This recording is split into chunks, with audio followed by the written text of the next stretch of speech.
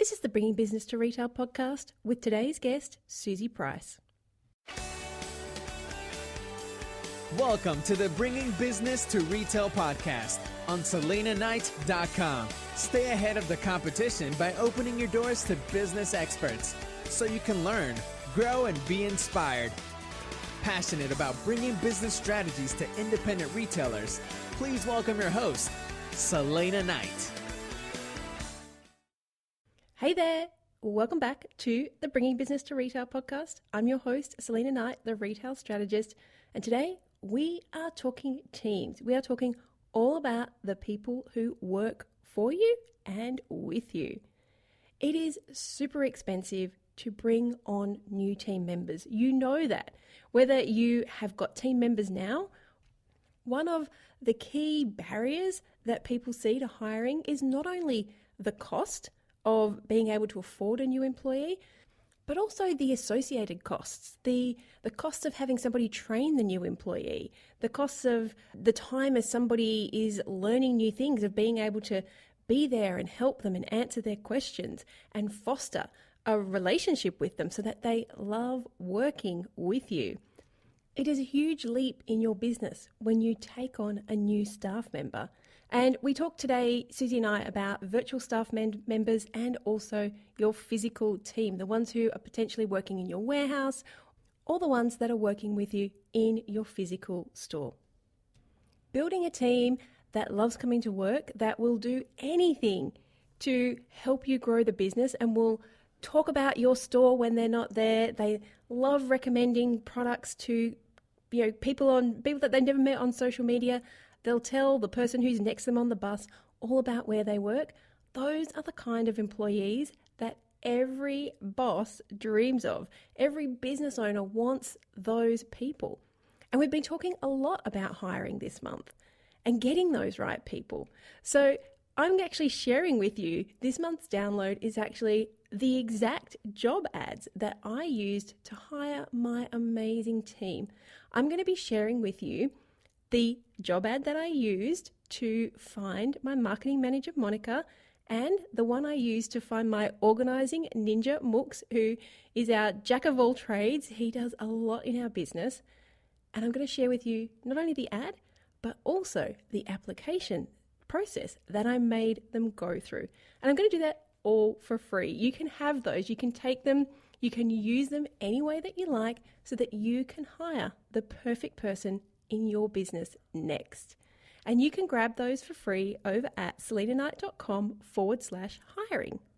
Now, I have used job ads like this time and time again, no matter who I was hiring, from people on the shop floor, my accountant, my marketing manager. I've used virtual assistants. You can use these type of job ads for hiring pretty much anybody. So if you would like to steal my hiring documents, head on over to SelenaKnight.com/hiring and you can have them for free. Just enter your email address and I will send them through to you. Okay, so let's jump into today's episode and talk more about how you can have that amazing team as well with Suzie Price. Before we jump into today's episode, I just want to do a great big shout out to the patrons of the show. Now, this is something that we implemented in episode 100, which is where my daughter Alana, who's 8, interviewed me and got a little bit obsessed with our dog. It's very funny. If you need to pick me up, go and listen to an 8-year-old get interviewed.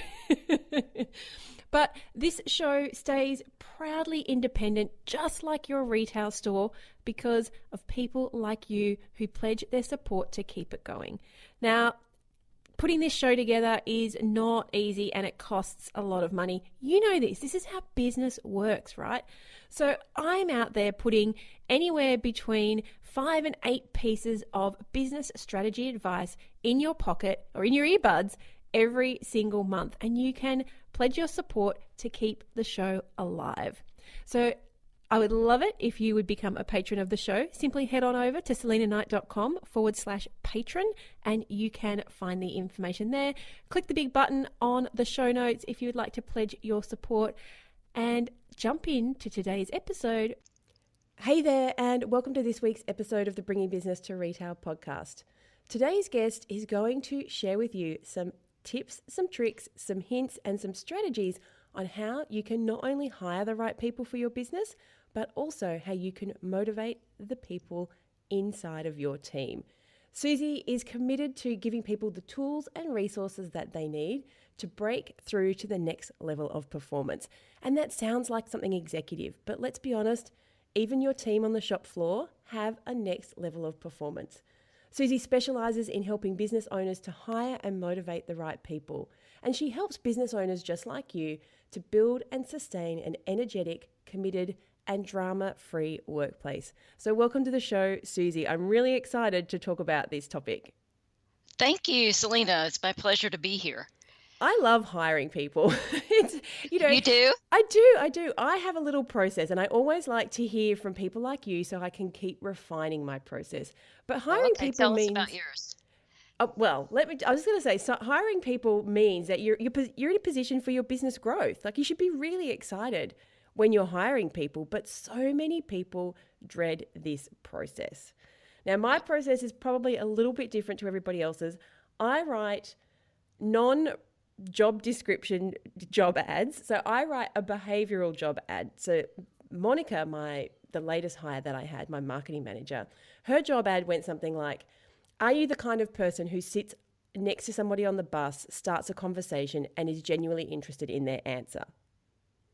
Love that. Yep. Because I needed someone who would make connections. I needed somebody who would be happy to just talk to anybody. So it was all little things like that.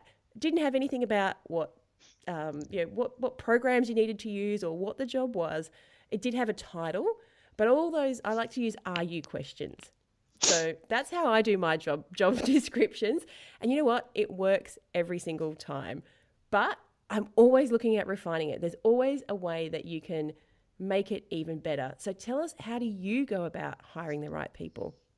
Well, first, I love the way you run your ads, and that's actually how we counsel people to do their ads. We make sure they have an ideal candidate profile when they start, so they're clear, not just on the background. That's one piece of the puzzle, but what are the attributes? What do they need to? How do they need to communicate?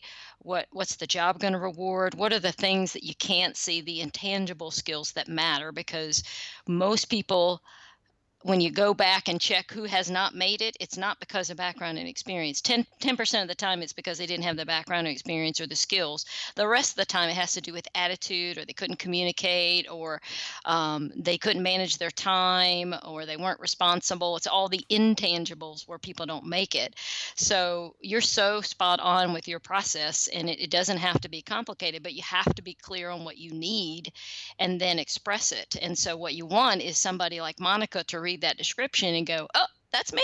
That's me. That's actually how the ad finishes. If you've read all of this and you're screaming inside, that's me, then you go to the next step, which is you download the application with the job description and things like that in it. Yeah, that's great. I was going to say, what do you feel about having expectations in there? So I recently used my little process for a client who was looking to hire a tradesperson in their business. And they were a decent sized business, but the section they were working with was reasonably small, and it was still a family owned business. And so they'd been trying to hire for 18 months. And I used my process, and 2 weeks they had somebody. So awesome! I was like, yay!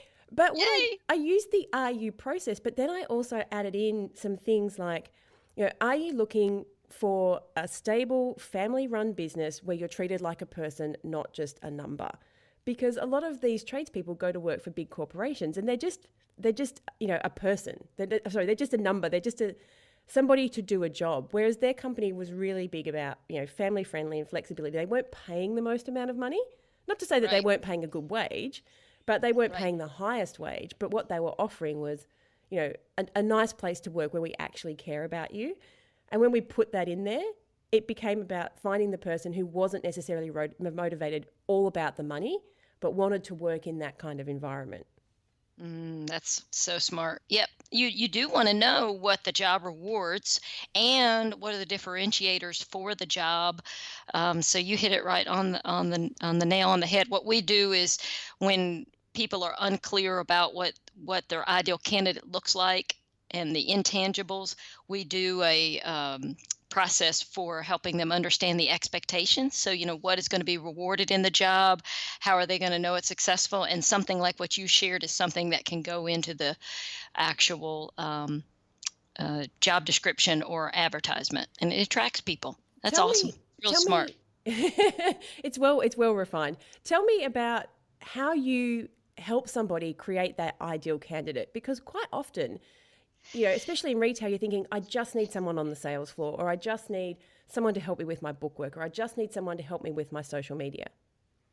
Yep. And actually, I was just doing this on a call. I'm on the board of a nonprofit, and so I'm doing some complimentary coaching. And I was actually talking to the shelter manager. So it's an animal shelter, no-kill animal shelter. And so I said, "What do you want to cover today?" And she says, and same kind of situation where she just needs to get somebody in the role, and like almost like I've got to get somebody on the shop floor kind of thing. But she's not been able to get the right people. And so we just had a conversation about, I have a list of personal skills. I mean, you can go much more complex than this, but it could be very simple as I listed these personal skills, which is the assessment tool we used. And we went through them. I said, pick the top 7. What does this job require? And then from there, and then she was clear. She said, oh, yes, I need empathy. I need self-management. I need teamwork. And then I gave her interview questions that match that, so that she's looking for those things. So it's just getting clear and having a conversation. I actually have some podcasts around it that self people can use on their own, and also in my book on how to do it yourself without having a facilitator or coach. It's just basically getting clear on what the ideal candidate looks like. And it's oftentimes the things that people don't get clear on are the intangible things. So you're the same. You Yeah. start with the behavioral qualities rather than the actual physical skill set that they have.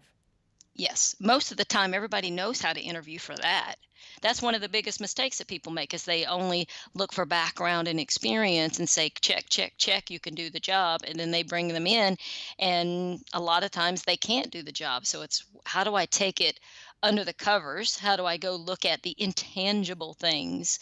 Because we know what the background generally looks like. It's the intangibles. And we think we can't interview for those, but we can. We just need to have, like I said, the list. I have a list in the book that helps people go through this list, pick the top 7 and that are important for your job, and make sure you're looking for them. And oh, by the way, here's some interview questions that match that. Oh, I like that. What's the name of the book? It's How to Hire Superior Performers, 70 Best Practices, Strategies, and Tips. Okay, we'll make sure we put a link to that in the show notes, because there's probably a lot of people right now thinking, I need those questions. But like you were saying, you've also got some podcasts. So after the show, I'll get the links to those. So if people want to they want to get started, they can listen to those podcasts and maybe start sketching out this ideal person that they're looking for. Now, when it comes to hiring mistakes, you were just talking about, people hire for the skills. I just think about every corporate job I ever got interviewed for. It's the same 5 questions, isn't it? It's, why do you want this job? Why do you want to work for this organization? Tell us a time when, blah, blah, blah. Yep. And you walk out and you feel like you can answer these questions. What's your strengths and what's your weaknesses? All these really lame corporate questions. So you laugh because you agree with me. Yes, they are lame, and they don't tell you anything. And then people say, well, and just like my coaching person I was talking to today, the shelter manager, she was like, I don't know how to ask these other questions, So, and I think I'm talking too much. That was something she said. I think I'm talking too much during the interview. I don't know if you noticed that sometimes the interviewers talk too much. Yes. Yep. So tell me just a couple of the questions that you suggested your shelter manager could ask, just so people get an idea. Yeah. So one of the things I suggested she do, we came up with the ideal candidate profile, and we did it in less than 20 minutes. And so we didn't, belabor it, but it's let's figure out what the intangible things are that you're looking for. And there were things like teamwork, self-management, resiliency, because they have a chaotic environment. And if they can't do all of that, then they're not going to make it in the role. And then we decided that she would do some screening. So she's getting a lot of resumes. So now it's like, instead of bringing all these people in, let's do some pre-screening. And on the pre-screening, ask some of the physical things, like the regular background things that are nuts and bolts that you would ask about the position. And for that job, there's a lot of lifting. And so getting clear that they can do those basics, past that hurdle. And the next questions that I ask, and I actually have this that I can make available to the listeners, are questions like this. They're a little bit more specific than tell me about your strengths and the tell me about a time when. And there are 5 of them, and I'll just go through them real quick. And like I said, we'll make sure there's a link or something so you can get this download with these questions on it. But what jobs have you enjoyed the most? Why? Please share specific examples of what you enjoyed. What jobs have you enjoyed the least? Why? Please share specific examples of what you disliked. So when you're there and you're asking those questions, you're listening, thinking, okay, what are they saying they liked? And what are those environments like? And does it match my environment? You're getting to the intangibles. And they're going to have to say something about what they enjoy the least. And if you're a good interviewer and you're pressing for examples and asking for specifics, not letting them off the hook with a light answer, actually saying, oh, tell me more about that. The next question, so that's 2 questions. The third one that I would suggest, they're very simple questions, but they tell you a lot. Give specific examples of past environments you worked best in. So you're coming back to what you already asked them. So here's another peeling of the onion, or getting deeper into it. And then the next question is, give specific examples of past environments that did not work out well for you. And then the last question is, what kind of responsibilities would you like to avoid in your next job? Why? Oh, I like that one. Yeah.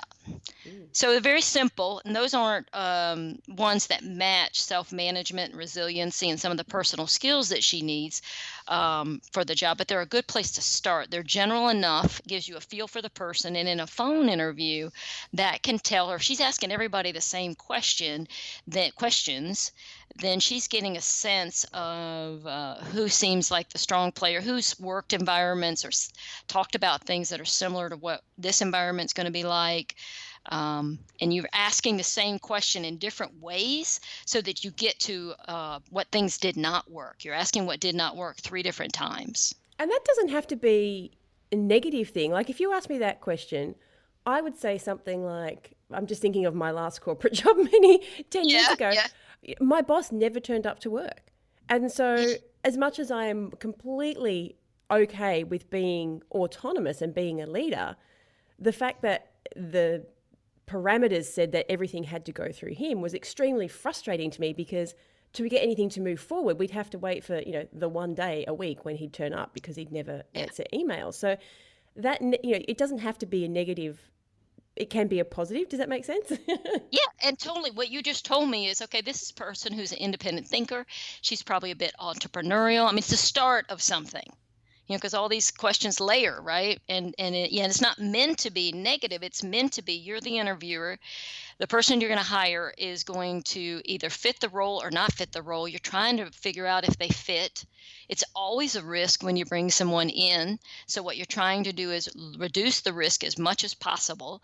So the better the question is, where you can find out more about them and what's happened in the past, and the more you listen, the more you'll get a sense, you'll know. I think there's not as much risk with Selena, so we need to bring her on. What she said she wanted to avoid and environments didn't work, we're not like that. She's not going to have a trouble around this intangible piece that we miss, which is culture and environment and how you're going to work and how things work.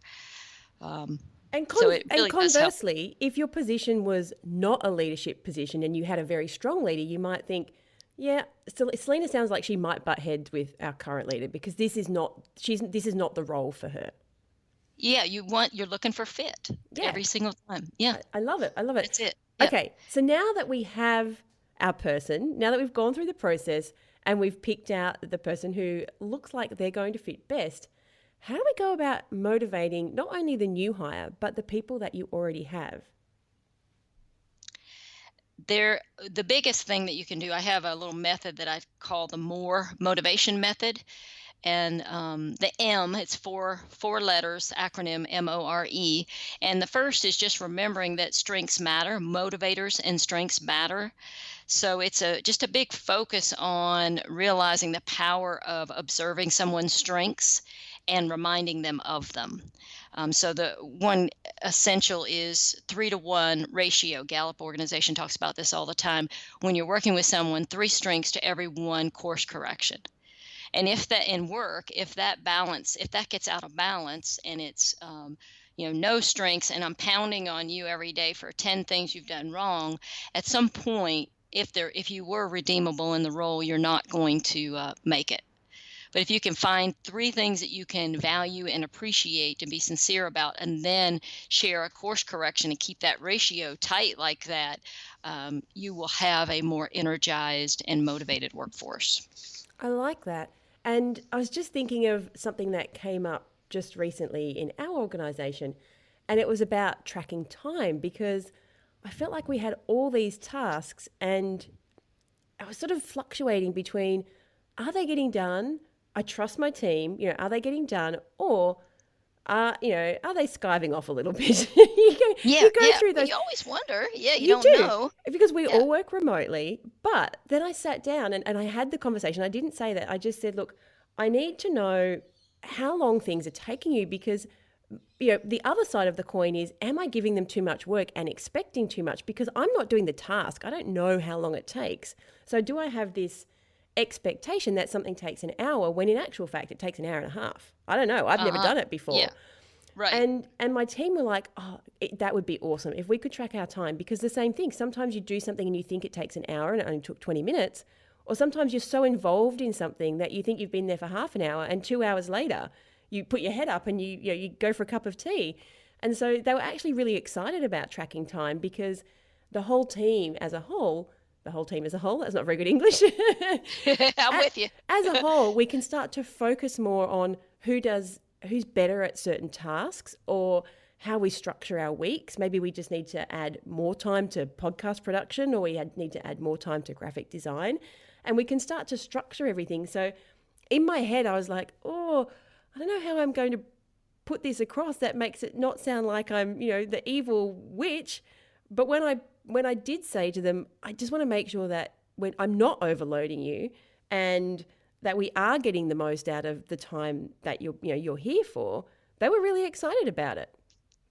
Yeah, so it wasn't really a course correction. It was something we're doing together. And that's evidence of you've already, built the bank account of appreciation and value. I mean, so oftentimes they say, 75% of the workforce does not feel valued. And people think in their heads to value, I appreciate that, or they take it for granted, one of the two. And the people that are working for us don't always hear it. So that's why I think the 3-to-1 ratio matters, because then when you have to get off of that ratio, you've built an account of trust, and they know that you value them. And so when there are a lot of course corrections, they're not depleted. They're not knocked down. If people say if they get to use their strengths on the job every day, they're 6 times more likely to be excited about their work. I love that. So if you're acknowledging their strengths and then they're doing them on their job, to your point about you can move some tasks around, they're going to be more engaged. And do you know what it ended up being when we talked about it? What did it? What? They were doing more than I asked. They were going above and beyond, but they did it without having to tell me. They were like, when I did this, I saw that this needed to be done and this needed to be done. So I just went ahead and did it. But I didn't know that. So this was, it was actually a really lovely exercise to talk about it, because I don't want people working more than they're getting paid for. You get paid for a certain number of hours each week, and I don't expect people to work more than that. But they were, they were invested, and they were like, but I just ended up doing this, this, and this.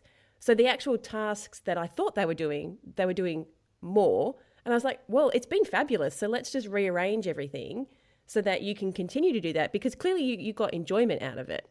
And like you said, with these 3 strengths, if you can find things that people are good at, and you can not indulge them, but you can let them use that creativity or that the strength that they're really great at, they're really excited to come to work every day. They feel like they're loved and they're needed and they're respected and they're wanted. Yes. Yes, yes, yes, yes. And the research says that 3 out of 4 adults, if you ask them to name their strengths, can't name them. And they're not using them on the job every day. So as a leader, whether you're managing 2 people or 25 people, whatever it is, if you can be someone who's on the hunt for the strengths, not saying that you're not going to talk about difficulties and blind spots and things that aren't working, but if you can become oriented toward looking at what's right in a person and help them see it, because 3 out of 4 adults can't name their strengths and they're not using them on the job every day. And if the statistic is true, and I believe it is, hey, I get to use my strengths, I'm 6 times more productive, then we as leaders need to help these adults who work for us know what their strengths are by communicating what we see. You did this really well. You're really good at this. I can remember I was working for a big software company. I did not like my boss at all. She was an anti-example, which has been great for future life. But one thing she did give me one day is she told me, she said I had gotten up in front of a group and it was really way beyond what I was supposed to be doing, but I didn't know that. It just happened. And anyway, she said to me, how did you become such a good facilitator? And I looked at her, this boss that I did not like. She was reflecting to me this one good thing, that I heard from her. And it was right. That's what I do today. I'm a facilitator. And so she was seeing something in me that I did not see. And I remember that was 20 years ago. So we see things in people. We need to just express it and help them see it and understand that there's a business result to that, as well as a humane, honorable leadership thing to do. Employees, if you get a unit of 25 people who are working together on a team, if those people can all say they use their strengths on the job every day, they're going to have 44% higher customer service scores, and they're going to be 38% more productive. That's a Gallup survey where they actually interviewed millions of employees. I always have said everybody has a superpower.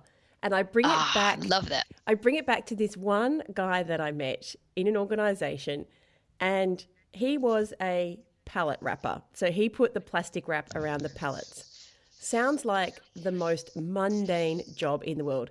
It was like he was dancing when he did it. I wish I could have filmed it. He was so excited, and he wasn't necessarily the smartest person in the world, but the company told me that since they'd hired him, their transit loss went down so significantly. Like, he was worth tens of thousands of dollars to them, but he really enjoyed it.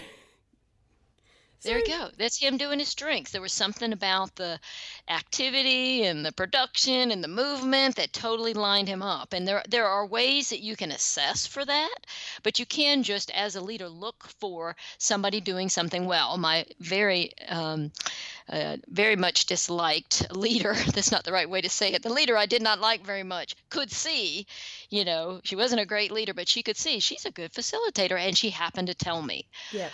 That's all it takes, is if you have to be orienting in the moment as to what are they doing really well and valuing it.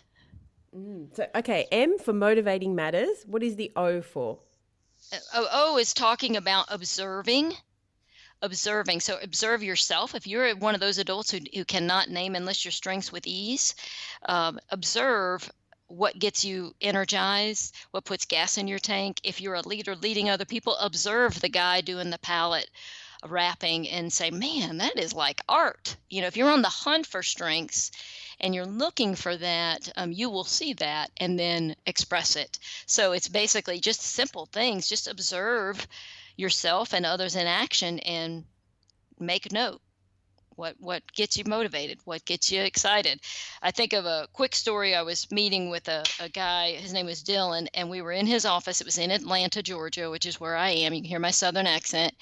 And he had done an assessment on his top motivators, and we were in his office, and he was distracted while we were getting started. And he kept looking over my shoulder, and I said, Dylan, what are you looking at? And there was a lady in the parking lot who could not get her her alarm was going off or something. She was stressed. You could see there was stress, and he was watching her and distracted.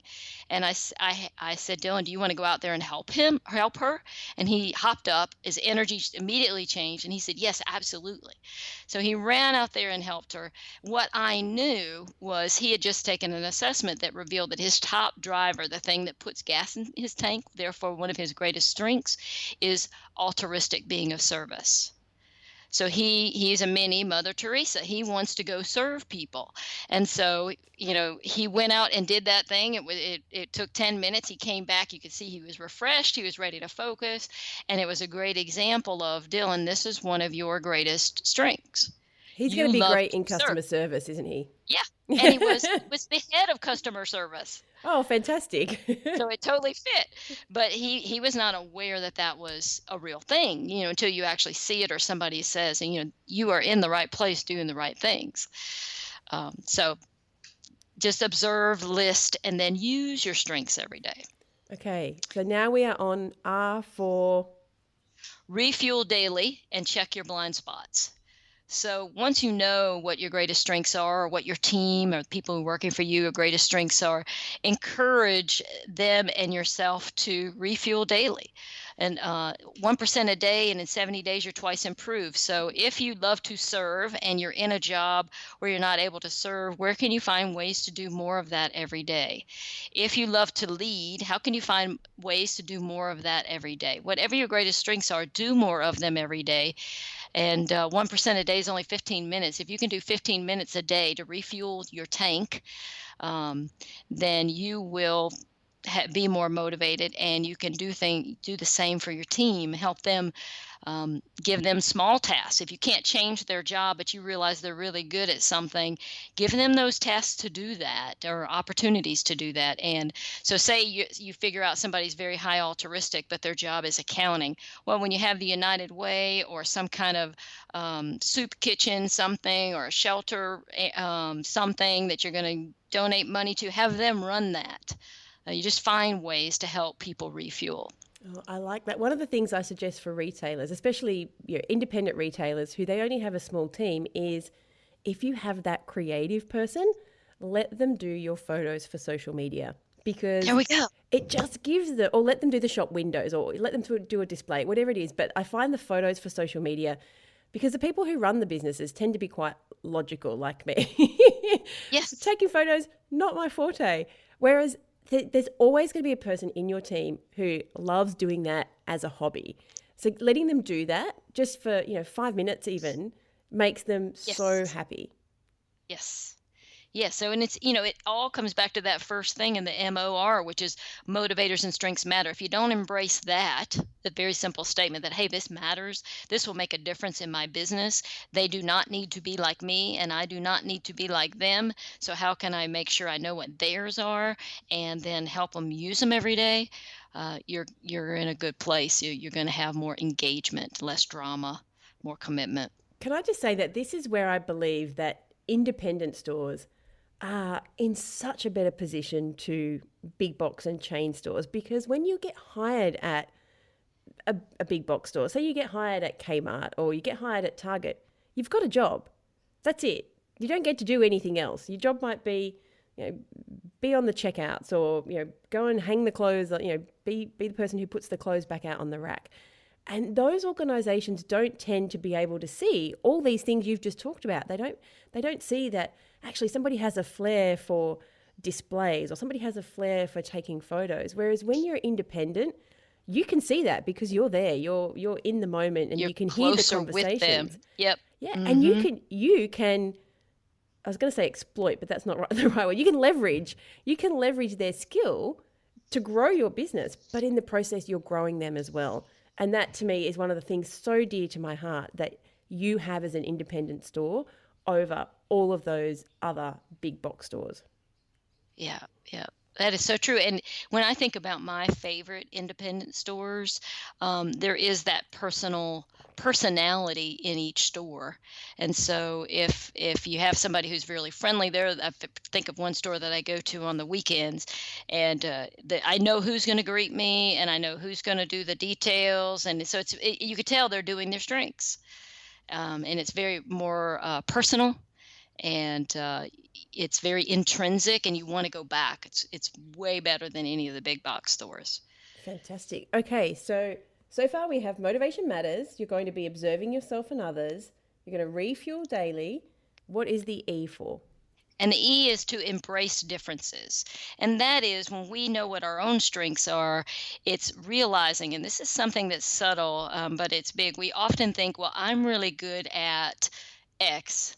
And so sometimes we want other people to be good at the same thing we're good at because we think that is what we're obviously proud of what we're good at. So we kind of want everyone else to be good at it. But we need to just really understand that there are different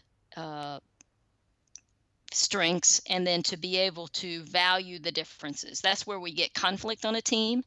So someone is very self-expressive and artistic, and then I say I'm very logical, then how can we work together? Well, if I embrace your artistic side and you can embrace my logic side, and see the value in each other, we can overcome or work through the conflict and bring both of those views to the table, have a good discussion that may be different, but it will be open and honest, and each person will feel valued, and you have a better decision making, and a better team.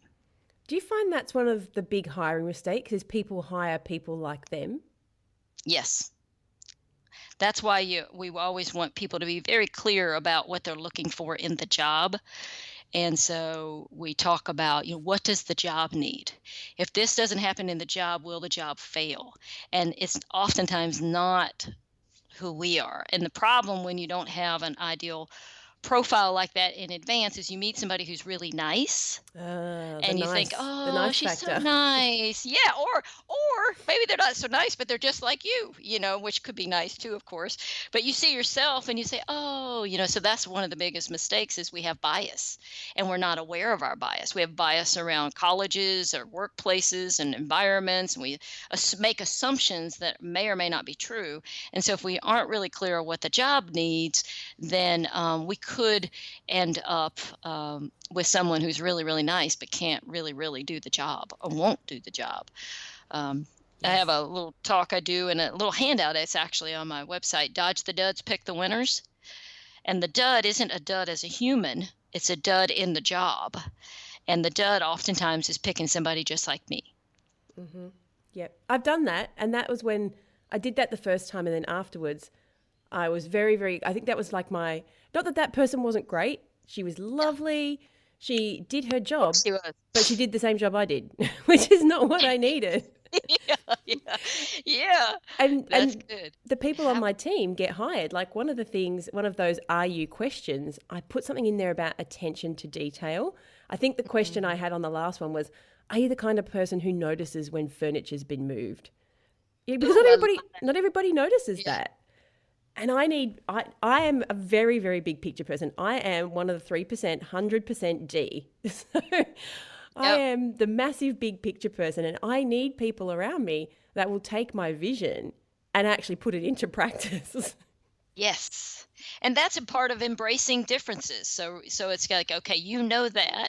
And so you're embracing the difference because when you're working with someone who's doing all the details, there's going to be a difference. They could get aggravated with you. You could get aggravated with them, but if you're the person who's embracing strengths and understanding the research around the value of strengths and motivation, and that others are driven differently, then, you are embracing differences and you have this powerful team. And that's awesome. That's how you grow. My husband is the same. I am big picture and he's really great. He gets the big picture, but then he sees the detail. He's maybe not a completer finisher, but he does see the detail. And sometimes I'll be all enthusiastic about my latest project and he'll be like, that's fantastic. And he lets me have it for about an hour. And then he comes back and he says, but how are we going to do this? Yeah. Have you thought about this and this and this? Yeah. Maybe it's not as great as I first thought. Yeah. Like, oh, yeah, there are some details around it. There's a statement. So one person's crazy is another person's refreshing. Oh, I like that. So it seems crazy if you have these big visions, but for you, it's like, yes, and then somebody else is like loving doing, all the detail on the spreadsheet. And you're like, oh. Oh, that would drive me insane. Yeah. Yeah. One person's crazy is another person's refreshing. Yes. I can't, like, I failed accounting the first time. I get accounting, but my bookkeeper he was hired on, you will need to remind me at least 3 times to send you through my paperwork because it Just telling you in advance. just tell, and I said to him, just adjust your pricing to put that in there because you will have to remind me at least 3 times. But That's so people, great. That's you numbers, knowing your strengths yeah, and numbers, then knowing what your blind spots are, you know? So my blind spot is maybe a little of that. So I need to make sure somebody covers that. yeah. And I know it's going to cost me. It might cost me a little bit extra, but if I don't pay them to do it, then my tax doesn't get done. Yeah. Yeah. There we go.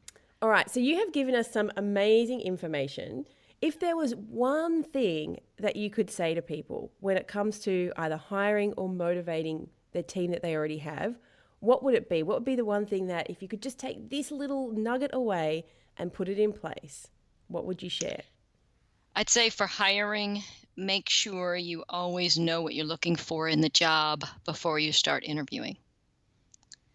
And that's more than just what the tangible things are, like background and experience. Figure out what the intangibles are and be very clear before you talk to the first person, because it will affect everything you do. That's one of the biggest mistakes people make. I am all on board with that. Now tell us about your favorite store, the one you were talking about earlier. Everybody's thinking, what is the name of this store? Oh, it's so wonderful. I live in Georgia and we live in Marietta during the week, which is down in Atlanta. And then on the weekends, we go up to North Georgia mountains and we have a place up there. And there's a store on Main Street in Jasper and it's called Coco's Cottage. And they're just so charming. It's a husband and wife and every time I go in there, I think, oh, I don't need anything. And then I walk out with like $800 worth of stuff, like I didn't need anything. But they they have good products, they have good clothing and good taste. And then she's excited about everything, not in a salesy way, but in a, oh, this is really hot this year. Everybody, I can't keep this on the shelf. Or, and I'm a sucker for that. It's like, oh, what's really hot? What's new? And then they always remember me. So they always say, oh, how are you doing? How's your husband? They always remember something we talked about him. And I don't go that often because I don't always have time to go over there.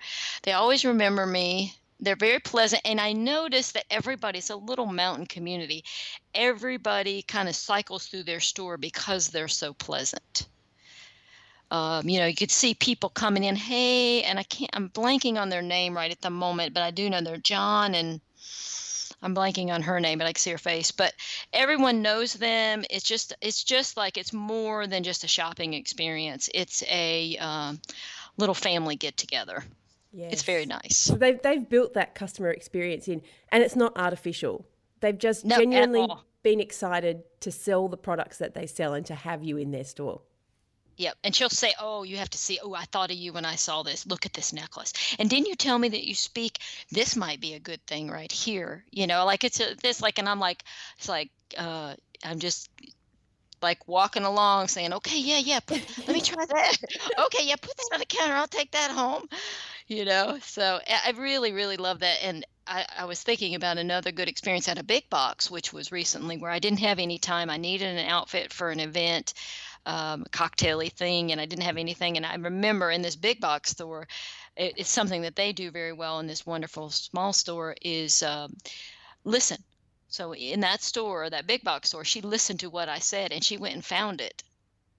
Wow. And got it. So and when everyone's busy, when you're really busy and somebody asks, listens, and then looks for it, that's like A+ in my book. That's the same for me. I remember I was just in the shop the other day. When I was in America just last week, and maybe not last week when people are listening to this, but last week when we're recording it. And yes. It's really difficult when you don't know the products. Like you know that you need, I don't know, butter, but you don't know the brand and you have to sit there and look at them all. And I remember just saying to this lady, where will I find the butter? And she's like, aisle 4. I'm like, so which way's aisle 4? Like, where, Yeah. I don't know where we are. Aisle numbers. Yeah. and that to me was just like, oh, it just made the whole experience so much more daunting. And in the end, the next time around, I just went and got grocery delivery. Well, there you go. So that's it. Yeah, it is that whole intrinsic feeling valued. And I don't need a big red carpet. If somebody just listens, asks and listens, I'm good. Yeah. And then if they go over and above that, I'm talking about them to somebody. I know, but even if she would have said, aisle 4, it's just down there. We're in aisle 6. Aisle 4 is just down there. It's on the, like, sometimes you get them that say, it's on the left, halfway down at eye level. It's next to the this and the this. If you've gone here, it's too far. That to me is perfect. I'm okay. You don't have to lead me there. Just tell me where I can find the thing. Well, and if they said aisle 4 and that was it, there wasn't any kind of connection in that either. No. As well as no direction, but no connection. No, we need someone like Dylan. That's who we need. We need to find the Dylans of this world for customer service. Yes. All right. We have talked a lot about getting the right people and making sure that the right people love working with us. So you've mentioned a bunch of things, and I'm going to get the links and we'll put them in the show notes. But for now, if people would like to listen to your podcast, what is the name of it? It's the Wake Up Eager Workforce podcast. Wake Up Eager Workforce. So if you go to wakeupeagerworkforce.com, you'll get our podcast. And is that where your website's located as well? You said that you've got some articles as well? Yes. Okay, fantastic. Well, thank you so much again. This has been such great fun. I have to get some more people from down south on the show. Awesome. Thank you. Have a fantastic rest of your day. Appreciate it. Thank you. I hope you enjoyed this week's episode of the Bringing Business to Retail podcast. You can find all of the show notes over at selenaknight.com. If you found something that you heard today particularly useful, I'd love it if you could leave me a review on iTunes or Stitcher. And of course, feel free to share this episode with someone that you think could benefit by listening to it. Want more retail biz strategies? You can watch the Bringing Business to Retail TV show, where each week I'll answer a question or provide you with a simple, actionable retail biz strategy that you can implement in your business right away. If you have a question or a guest, I'd love to hear from you. Drop my team an email at podcast@selenaknight.com, and I'll see you on the next episode. Have a great week.